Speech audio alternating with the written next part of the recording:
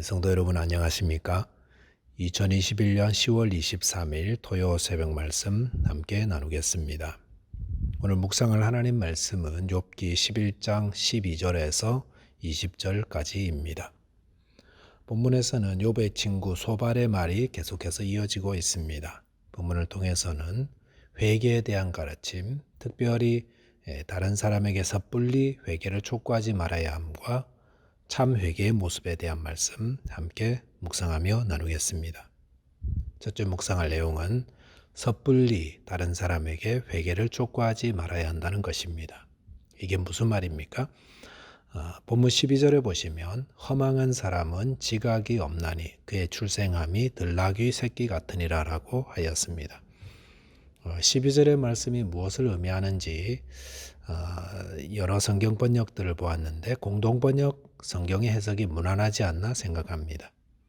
공동번역 성경에서는 다음과 같이 본문을 기록하고 있습니다. 거짓된 사람도 제 정신이 들 때가 오는 법, 들나귀도 길이 들지 않는가 라고 하였습니다. 이 말씀이 의미하는 바는 소발이 욥에게 회개를 촉구하는 것입니다. 어제 본문인 욥기 11장 11절에 보시면 소발이 이렇게 말했죠. 하나님은 허망한 사람을 아시나니 악한 일은 상관하지 아니하시는 듯하나 다 보시느니라 라고 하였습니다. 여기서 하나님은 허망한 사람, 즉 아무렇게나 살아가는 위선되고 잘못된 자가 행하는 그런 사람들이 행하는 악한 일들 상관하지 않는 것 같지만 다 보고 계시다라는 겁니다. 이렇게 하나님이 다 보고 계시니까 어떻게 살아야 되겠는가 이런 의미죠. 소발이 무엇을 의미하고 있습니까? 욥이 고난당하는 것은 죄의 결과가 분명한데 앞에 두 친구의 말에 그게 아니라고 욥이 자꾸 반박하며 자기 의로움을 주장하자 욥을 향해서 아무리 그래봤자 하나님이 다 알고 계신다. 그래서 지금 고난당하는 거 아니냐? 그러니 이제라도 정신 차리고 회개하게 이 말을 하고 있는 것입니다. 소발은 다른 두 친구와 마찬가지로 욥의 고난을 무엇으로 보았습니까? 인과응보적 결과로 단정짓고 욥에게 회개를 촉구하는 겁니다. 그런데 욥을 묵상하면서 누차 말씀드립니다만 하나님이 우리의 삶에 고난을 허락하시는 이유는 여러 가지가 있습니다. 잘못 행한 일에 대한 징계로 고난을 주실 수도 있고 또는 더 정결하고 순결하게 만들기 위해 고난을 주시기도 합니다. 또는 더 신실한 믿음의 사람으로 연단시키기 위해 고난을 주기도 하십니다. 그렇기 때문에 고난당하는 자를 향해서 고난은 죄의 결과다. 그러니 회개하라라고 촉구하는 것은 고난당하는 자를 더 고통스럽게 만드는 결과를 가져올 수도 있습니다. 우리는 다른 사람의 죄를 지적하며 그것을 회개하라라고 촉구하는 일들을 주의해야 합니다. 예수님은 다른 사람의 허물을 보고 그것을 지적하고 고쳐주려는 자에 대해서 이렇게 말씀하셨죠. 마태복음 7장 5절 외식하는 자여 먼저 내 눈 속에서 들보를 빼어라. 그 후에야 밝히 보고 형제 눈 속에서 티를 빼리라 라고 하였습니다. 주님은 각 사람의 눈에 있는 티를 가만히 두라고 하지 않으셨습니다. 다만 그 티를 빼기 전에 할 일이 있는데 먼저 자신의 눈 속에 있는 들보를 빼어내라 라고 하였습니다. 그런 후에라야 밝히 보고 형제의 눈 속에서 티를 빼라 하셨습니다. 들보는 티에 비해서 어마어마하게 큰 겁니다.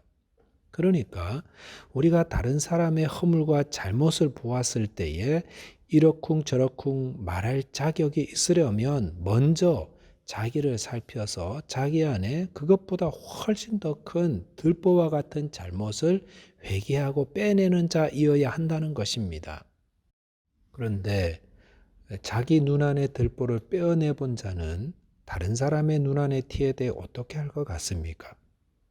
눈 안에 들보 떼어내려면은 대수술을 해야 할 것입니다. 거기에 비해서 다른 사람의 눈 안의 티는 아무것도 정말 아닙니다. 그 말은 주님께서는 우리가 다른 사람의 티를 볼 때에 나를 보라 하시는 겁니다. 내 안에 그 티보다 훨씬 더 큰 들보가 있음을 알고 회개의 기회로 삼으라 말씀하는 겁니다. 그런데 소발은 어떻게 하고 있습니까? 욥의 고난 앞에서 자기를 살피기보다 욥에게 회개를 촉구하고 있습니다. 하나님 앞에서 욥은 소발보다 훨씬 더 의롭고 하나님이 인정하는 사람이었습니다. 그러니까 지금 회개할 사람을 말하라고 한다면은 욥이 아니라 소발이 회개해야 하는 겁니다. 그런데 단순히 욥이 고난당하고 있다고 해서 욥이 회개해야 한다고 이렇게 촉구하고 있는 겁니다. 우리는 쉽게 다른 사람들에게 회개를 촉구해서는 안 됩니다. 다른 사람에게 회개할 죄와 티를 발견했다면 이를 통해서 먼저 나 자신이 회개하는 자 되어야 합니다. 그것이 하나님의 뜻입니다. 저와 여러분께서 남의 눈에 티를 보며 자기의 들보를 회개하는 자 되시기를 바라겠습니다. 두 번째는 참 회개를 통해 하나님의 평강을 누리게 된다는 것입니다. 본문 13절에 보시면 만일 내가 마음을 바로 정하고 주를 향하여 손을 들 때에라고 하였습니다. 이 말씀은 소발이 욥에게 회개를 촉구하는 말입니다. 그런데 이 말씀에는 회개의 원리가 포함되어 있습니다. 그래서 우리가 회개할 때 이 말씀을 적용한다면 귀한 영적 유익을 얻을 수 있습니다. 13절에서 마음을 바로 정하고 라는 말은 마음을 옳은 방향으로 돌린다라는 뜻입니다. 회개가 가장 먼저 일어나야 하는 것은 우리의 마음입니다. 행동과 삶을 바꾸는 근원, 즉 회개의 출발점은 마음이어야 합니다. 죄를 향하고 있고 욕심을 향하고 있던 마음을 바꾸어서 진리를 향하게 하고 주님의 뜻을 향하게 되는 것, 그것이 회개입니다. 그래서 로마서 12장 2절에서는 오직 마음을 새롭게 함으로 변화를 받으라 라고 하지 않았습니까? 또한 본문 13절에서는 주를 향하여 손을 들 때라고 하였습니다. 이것은 하나님을 향해 도움의 손을 내어 미는 것을 의미합니다. 회개는 내가 하는 것이 아닙니다.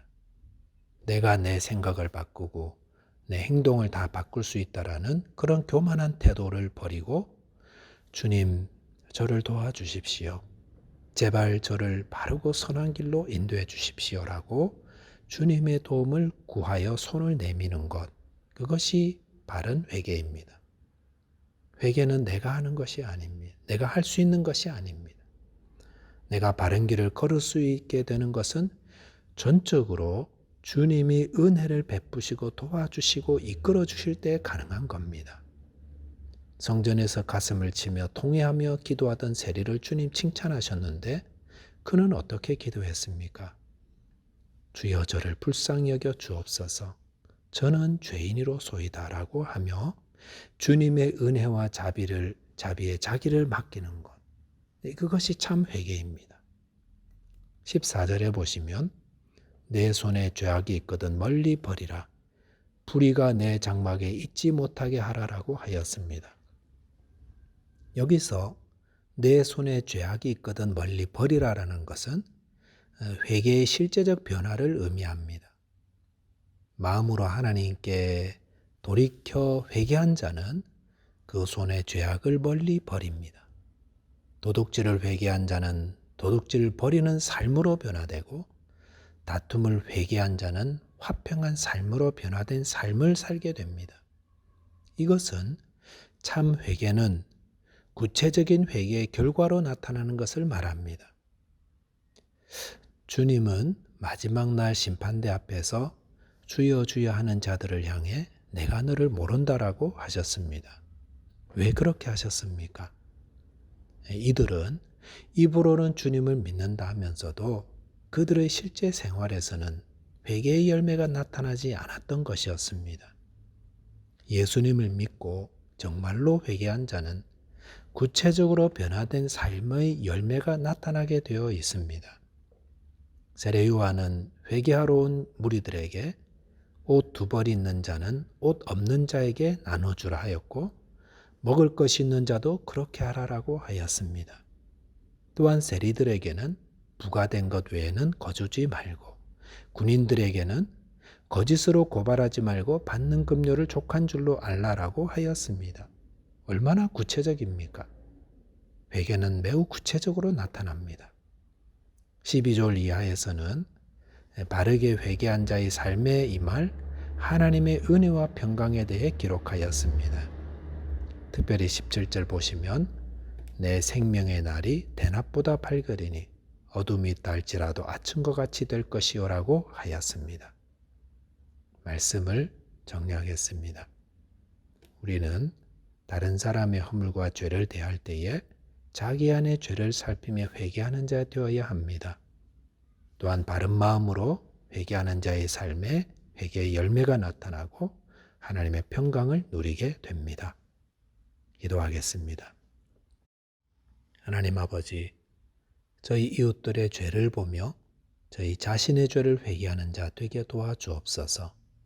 또한 마음으로 회개하되 삶 가운데 열매로 나타나서 하나님의 은혜를 입도록 저희들을 도와주옵소서. 예수님 이름으로 기도하옵나이다. 아멘. 오늘도 말씀 안에서 승리하는 하루 되시기 바라겠습니다. 감사합니다.